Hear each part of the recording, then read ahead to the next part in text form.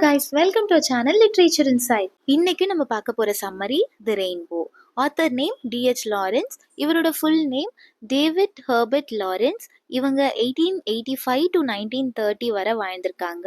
இவங்க நிறைய novels, poems, essays, short stories எல்லாம் எழுதியிருக்காங்க. இவரோட ரைட்டிங்ஸோட தீம்ஸ்லாம் மோஸ்ட்லி எதை பற்றி இருக்கும்னா love, marriage, sexuality, freedom and the clash between tradition and modern life. இவரோட ஃபேமஸ் ஒர்க்ஸ் என்னன்னா sons and lovers, the rainbow, women in love, Lady Chatterley's lover. இந்த நாவல் த ரெயின்போ 1915 பப்ளிஷ் பண்ணப்பட்டிருக்கு. பிராங்க்வைன் அப்படிங்கிற ஒரு ஃபேமிலியோட 3 ஜென்ரேஷன் ஸ்டோரி. 3 ஜென்ரேஷனா அந்த ஃபேமிலியில என்னென்ன நடக்குது அப்படிங்கிறது தான் இந்த நாவல்ல நமக்கு சொல்லியிருக்காங்க. 1840 இருந்து 1905 வரை இந்த ஸ்டோரி இருக்கு. இந்த நாவல் ஒரு கான்ட்ரவர்ஷியலான நாவல். செக்ஷுவாலிட்டியை பத்தி ரொம்பவே ஃப்ராங்கா பேசியிருப்பாரு D.H. லாரன்ஸ். அதனால இந்த நாவல் பப்ளிஷ் ஆனப்ப கிட்டத்தட்ட 1011 காப்பீஸை எரிச்சிருக்காங்க. பிரிட்டன் ஃபுல்லாவே 11 இயர்ஸ்க்கு இந்த நாவல் பேன் பண்ணப்பட்டிருக்கு. நிறைய கண்ட்ரீஸ்லயும் பேன் பண்ணப்பட்டிருக்கு. ஸோ இந்த நாவல் ஒரு கான்ட்ரவர்ஷியலான நாவல். இப்போ இந்த நாவலுடைய மெயின் கேரக்டர்ஸ் பார்த்துடலாம். டாம் பிராங்க்வைன். இவரில் இருந்து தான் ஃபர்ஸ்ட் ஜென்ரேஷன் ஸ்டோரி ஸ்டார்ட் ஆகுது. இவர் ஒரு ஃபார்மர், தன்னுடைய ஃபார்மை பார்த்துட்டு இருப்பாரு. லிடியா லென்ஸ்கி, இவங்க ஒரு போலிஷ் விடோ, போலாண்ட்ல இருந்து வந்த விடோ. இவங்கள தான் டாம் மேரேஜ் பண்ணிருப்பாரு. ஆனா பிராங்க்வைன் லிடியாவுடைய பொண்ணு, வில் பிராங்க்வைன் ஆனாவுடைய ஹஸ்பண்ட் அண்ட் டாமுடைய நெஃப்யூவும் கூட. உர்சுலா, ஆனா அண்ட் வில்லுடைய பொண்ணு. இவங்க தான் இந்த நாவலுடைய மெயின் கேரக்டர். ஆண்டன் ஸ்ட்ரெபிஸ்கி, இவர் ஒரு சோல்ஜர், உர்சுலாவுடைய லவ்வர். Now let's get into the summary. இந்த நாவல்ல 3 ஜென்ரேஷன் ஸ்டோரியை தான் இப்போ பார்க்க போறோம். பிராங்க்வைன் அப்படிங்கிற ஒரு ஃபேமிலி நாட்டிங்கம் ஷேர் இங்கிலாந்துல மார்ஷ் லேண்ட் ஒன்று ஓன் பண்ணிட்டு இருப்பாங்க. ஜென்ரேஷன் பை ஜென்ரேஷனா இவங்க தான் அதை வச்சுட்டு இருப்பாங்க. இப்போ இந்த ஜென்ரேஷன்ல வரவர் தான் டாம் பிராங்க்வைன். டாமுடைய பேரண்ட்ஸ்க்கு டாமையும் சேர்த்து மொத்தம் 5 பிள்ளைங்க. டாம் கொஞ்சம் வளர்ந்து வர சமயத்துல அவங்களோட பேரண்ட்ஸ் 2 பேருமே இறந்து போயிடுவாங்க. அவருடைய சிப்ளிங்ஸ் எல்லாருக்கும் கல்யாணமும் ஆயிடும். அவருடைய ஒரு சிஸ்டர் எஃபி மட்டும் டாம் கூட இருப்பா.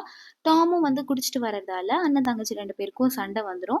எஃபியும் வேற ஒருத்தரை கல்யாணம் பண்ணிட்டு போயிடுவா. ஸோ டாம் மட்டும் தனியா அந்த மார்ஷ்லேண்ட்ல வாழ்ந்து வந்துட்டு இருப்பாரு. இந்த சமயத்துல தான் அந்த ஃபார்ம்ல ஒர்க் பண்றதுக்காக லிடியா லென்ஸ்கி அப்படின்னு ஒருத்தவங்க வருவாங்க. இவங்க ஒரு போலிஷ் விடோ. இவங்களுக்கு கல்யாணம் ஆகி அவங்க ஹஸ்பண்ட் இறந்து போயிருப்பாரு. இவங்களுக்கு ஒரு பொண்ணு இருப்பா. அந்த பொண்ணு பேரு ஆனா. டாம்க்கும் லிடியாக்கும் ஒருத்தர் ரொம்ப பிடிச்சு போயிடும். 2 பேரும் மேரேஜ் பண்ணிக்கணும்னு நினைப்பாங்க. பட் அவங்களுக்குள்ள இந்த கிளாஸ் டிவிஷன் ப்ராப்ளம்லாம் இருக்கும். அந்த ஃபார்முடைய ஓனர் தான் டாம், அந்த ஃபார்ம்ல ஒர்க் பண்ண வந்தவ தான் லிடியா. பட் ஸ்டில் அவங்க 2 பேரும் மேரேஜ் பண்ணிப்பாங்க. மேரேஜ்க்கு அப்புறம் அவங்க லைஃப் அந்த அளவுக்கு ஸ்மூத்தாலாம் போகாது. ஏன்னா அவங்களுக்குள்ள கல்ச்சுரல் டிஃப்ரென்சஸ்லாம் கொஞ்சம் இருக்கும். இவரு இங்கிலாந்து நாட்டை சேர்ந்தவர், அவங்க போலிஷ் உமன். ஸோ அதனால கொஞ்சம் ப்ராப்ளம்லாம் போயிருக்கும். பட் ஸ்டில் அவங்க ரிலேஷன்ஷிப்லேயே தான் இருப்பாங்க. டாமுக்கும் ஆனாக்கும் ஒரு நல்ல ஸ்ட்ராங் பாண்ட் இருக்கும். என்னதான் ஸ்டெப் டாடா இருந்தாலும் டாம் ஆனாவை ரொம்ப நல்லா பார்த்துக்குவாரு. அதுக்கப்புறம் டாம் அண்ட் லிடியாவுக்கு ஒரு பையன் பிறப்பான். அந்த சமயத்துல கூட டாம் ஆனாவை நல்லா கேர் பண்ணிப்பாரு. பட் ஆனா வளர வளர டாம்க்கு அவ்வளவா இம்பார்ட்டன்ஸ் கொடுக்க மாட்டேங்கிறா. அப்புறம் ஆனாவை ஸ்கூலுக்கு அனுப்புறாங்க. அவ ஒரு டீன் ஏஜ்ல இருக்கும் போது அந்த ஃபார்முக்கு டாமுடைய நெஃப்யூ வில் அப்படிங்கிறவன் வரா. வில்லுக்கும் ஆனாவுக்கும் ரொம்ப பிடிச்சிருக்கு. They both fall in love. அவங்க 2 பேரும் மேரேஜ் பண்ணிக்கலாம் அப்படின்னு டிசைட் பண்ணி வீட்டில் சொல்லும் போது வீட்டில் யாருக்குமே இதில் உடன்பாடு கிடையாது. இந்த மேரேஜ் டிஸ்கஷனில் ஆனா ஒரு சமயம் டாமை ரொம்ப ஹர்ட் பண்ணுற மாதிரி பேசிடுவா. டாம்க்கு இந்த மேரேஜில் சுத்தமாக இன்ட்ரெஸ்ட் இல்லை அப்படின்னாலும் ஆனாவுக்கு பிடிச்சிருக்குன்ற ஒரே ரீசனுக்காக அவர் இந்த மேரேஜ்க்கு ஓகே சொல்வார். வெட்டிங் சூப்பராக பண்ணி வைப்பாங்க. பட் கல்யாணம் பண்ணி வச்சாலும் அந்த சமயத்துல டாம் ரொம்பவே எமோஷ்னலா ஃபீல் பண்ணுவாரு. இப்போ இந்த கதை அப்படியே ஆனா அண்ட் வில்ல நோக்கி போகுது. Second generation. என்னதான் 2 பேரும் லவ் பண்ணி மேரேஜ் பண்ணியிருந்தாலும் ஆஃப்டர் மேரேஜ் அவங்க லைஃப் ஹாப்பியா இருந்ததான்னு கேட்டா இல்ல. ஏன்னா டாம் ரொம்ப ரிலீஜியஸான பர்சன். பட் ஆனா அந்த மாதிரி கிடையாது. டாம் ரொம்ப பொசசிவா இருப்பாரு. ஆனா வந்துட்டு ஏன் இதுக்கெல்லாம் ரொம்ப ஓவர் ரியாக்ட் பண்றான் அப்படின்ற மாதிரி ஃபீல் பண்ணுவாங்க. ஆனா தான் ஃப்ரீடமா இருக்கணும் அப்படின்னு யோசிப்பாங்க. வில்லுக்கு ஹேண்டிகிராஃப்ட் மேல நிறையவே இன்ட்ரெஸ்ட் இருக்கும். ஸோ இது எல்லா ரீசன்னாலும் அவங்களுக்குள்ள நிறையவே கிளாஷஸ் வரும். இந்த சமயத்துல ஆனா பிரெக்னென்ட் ஆயிடுவாங்க. ஒரு சமயம் 2 பேருக்கும் நடந்த பெரிய சண்டையினால வில் வீட்டை விட்டு வெளியே போயிடுவாரு. பட் வெளியே போனதுக்கு அப்புறம் தான் அவர் ஆனா மேல எவ்வளோ லவ் வச்சிருக்காரு அப்படிங்கிறத அவரே ரியலைஸ் பண்ணுவாரு. பட் ஸ்டில் அந்த ஈகோனால எப்படியாவது ஆனாவை சீட் பண்ணணும்னு மற்ற பொண்ணுங்க கிட்ட ரிலேஷன்ஷிப் வச்சுக்க ட்ரை பண்ணுவாரு. பட் அந்த பொண்ணுங்க இவரை ரிஜெக்ட் பண்ணிடும். திரும்பவும் வீட்டுக்கே வந்துடுவாரு. பட் வீட்டுக்கு வந்ததுக்கு அப்புறம் இவரோட பிஹேவியர்ல ஆனாக்கு ஒரு பயங்கரமான சேஞ்ச் தெரியும். 2 பேரும் ஒரு பீஸ்ஃபுல் அண்ட் செட்டில்டு லைஃபை லீட் பண்ண ஸ்டார்ட் பண்ணுவாங்க. ஆனா பிரெக்னெண்டா இருந்தா இல்லையா, இப்போ அவளுக்கு ஒரு கேர்ள் பேபி பிறக்கும். அந்த பேபி பேரு உர்சுலா. வில் உர்சுலாவை ரொம்ப நல்லா பார்த்துக்குவாரு.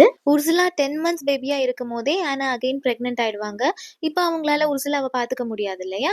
ஸோ அவங்களோட டாடி வில் தான் ஃபுல் அண்ட் ஃபுல் கேர் பண்ணிப்பாங்க.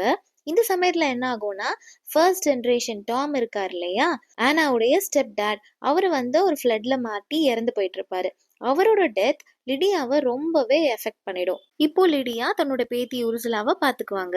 ஆனா அண்ட் வில்க்கு டோட்டலா 8 சில்ட்ரன் இருப்பாங்க.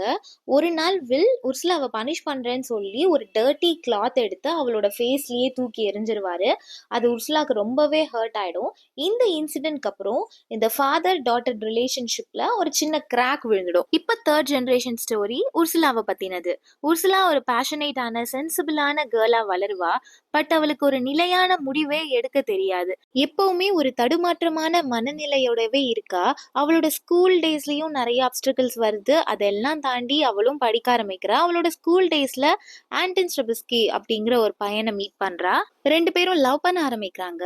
பட் அந்த லவ் ஒரு சீரியஸ் லிமிட்டை தாண்டறதுக்கு முன்னாடியே அவன் சவுத் ஆப்பிரிக்காவுக்கு ஒரு வார்க்காக போயிடுறான். அதுக்கப்புறம் 2 பேரும் லாங் டிஸ்டன்ஸ் ரிலேஷன்ஷிப் எல்லாம் மெயின்டைன் பண்ணல. உர்சுலா அவனை டோட்டலாவே மறந்துடுறா. அவ பாட்டுக்கு ஃப்ரீடமா அவளோட ஸ்கூல் டேஸை என்ஜாய் பண்ண ஆரம்பிக்கிறா. அவ ஸ்கூல் டேஸ் முடிஞ்சதுக்கு அப்புறம் யங் ஏஜ்ல இருக்கும் போது ஒரு ஃபீமேல் ஸ்கூல் டீச்சர் கூட ரிலேஷன்ஷிப்ல இருக்கா. ஒரு பாயிண்ட் ஆஃப் டைம்க்கு அப்புறம் அவளுக்கு தெரியுது இந்த லெஸ்பியன் ரிலேஷன்ஷிப் ஒர்க் அவுட் ஆகாது, இது ப்ரொசீட் பண்ண முடியாதுன்னு. அப்புறம் அந்த ரிலேஷன்ஷிப்ல இருந்து இவ வெளியே வந்துடுறா. அப்புறம் அவ லண்டன் போயிட்டு ஒர்க் பண்ணணும் அப்படின்னு அவங்க அப்பா கிட்ட பெர்மிஷன் கேட்குறா. பட் அவங்க டேடி அதுக்கு ஒத்துக்கல. நீ வேணா இங்க இருக்க லோக்கல் ஸ்கூல்ல ஒர்க் பண்ணுன்னு சொல்லிடுறாரு. ஸோ அங்க இருக்க பிலிப் ஸ்கூல்ல அவ டீச்சரா ஜாயின் பண்றா. பட் அங்கேயுமே அவளுக்கு பெருசா செட் ஆகல. பிள்ளைங்களெல்லாம் இவளுக்கு மேனேஜ் பண்ண தெரியல. அங்கேயும் ரொம்ப ஸ்ட்ரகிள் பண்றா. அந்த ஸ்கூல்ல மேகி அப்படின்னு ஒருத்தவங்க இருக்காங்க. அவங்க பொலிட்டிக்கலா ஆக்டிவா இருக்க ஒரு உமன். பெண்களுக்கும் ரைட் டு ஓட் வேணும் அப்படின்னு போராடுற ஒரு உமன். அவங்க இவளுக்கு நிறைய பொலிட்டிக்கலா நிறைய விஷயத்த சொல்லி கொடுக்குறாங்க. ஸோ இப்படியே அந்த ஸ்கூல் டைம் போகுது. அதுக்கப்புறம் இவ காலேஜ்ல படிக்கணும் அப்படின்னு சொல்லி லண்டனுக்கு போயிடுறா. அங்க போனப்புறம் இவ ரொம்பவே ஃப்ரீடமா இருக்கா. வெளி உலகத்தை பத்தியும் மாடர்ன் லைஃபை பத்தியும் நிறைய கத்துக்கிறா. அப்புறம் லண்டன்ல ஆண்டனை மீட் பண்றா. அவங்க 2 பேரும் திரும்பவும் பேட்சப் ஆகுறாங்க. கொஞ்ச நாளுக்கு அப்புறம் ஆண்டன் இவள்கிட்ட ப்ரொபோஸ் பண்றா. பட் இவ அதை அக்செப்ட் பண்ணிக்கல. ஸ்டில் கன்ஃபியூஸ்டாவே இருக்கா, அக்செப்ட் பண்ணிக்கலாமா வேண்டாமா அப்படின்னு. இது அவளுடைய தடுமாற்றமான மனநிலையை காட்டுது. ஆண்டன் மனசுடைஞ்சு போய் இந்தியா கிளம்பிடுறான். அவன் கிளம்பினதுக்கு அப்புறம் உர்சுலா ரிக்ரெட் பண்றா. நம்ம அவனை அக்செப்ட் பண்ணிருக்கணுமோ அப்படின்னு சொல்லிட்டு. இந்த சமயத்துல அவளுக்கு என்ன தெரிய வருதுன்னா, அவ பிரெக்னெண்டா இருப்பா. ஸோ இப்போ நம்ம திரும்பவும் ஆண்டனை கூப்பிடலாம், இந்த விஷயத்த அவன்கிட்ட சொல்லலாம், லெட்டர் எழுதலாம்னு நினைக்கும் போது இவளுக்கு ஆண்டன் கிட்ட இருந்து ஒரு லெட்டர் வருது. என்னன்னா, ஆண்டன் அங்க ஒரு பொண்ணை பார்த்து கல்யாணம் பண்ணி செட்டில் ஆயிட்டான் அப்படின்றது தெரிய வருது. இந்த சமயத்துல அவளோட பேபியும் அபார்ட் ஆயிடுது. ரொம்ப மனக்கவலையோட ஒரு சேர்ல உட்காந்துட்டு இருக்கா. அப்போ விண்டோ வழியா பார்த்தா ஒரு ரெயின்போ அப்பியர் ஆயிருக்கு. அந்த ரெயின்போ பார்க்கும்போது இவளுக்கு ஒரு புது கான்ஃபிடென்ட் வருது. ரெயின்போல எப்படி நிறைய கலர்ஸ் இருக்கோ அதே மாதிரி தான் நம்மளோட லைஃப்லயும் சுகம் துக்கம் எல்லாமே இருக்கும், இதுவும் கடந்து போகும் அப்படின்னு அவன் நினைக்கிற மாதிரி இந்த நாவலை முடிச்சிருக்காங்க. இந்த நாவலுடைய தீம்ஸ் என்னன்னா, tradition versus modern life, love and marriage, passion and sexuality, individual freedom, women's independence, nature versus industrial society, open renewal, இதெல்லாம் தான். இந்த வீடியோ உங்களுக்கு யூஸ்ஃபுல்லா இருந்ததுன்னா லைக் பண்ணிட்டு சப்ஸ்கிரைப் பண்ணிக்கோங்க. அடுத்த இந்த டாபிக்ல வீடியோ போடலான்னு கமெண்ட் பண்ணுங்க. தேங்க்யூ ஃபார் வாட்சிங்.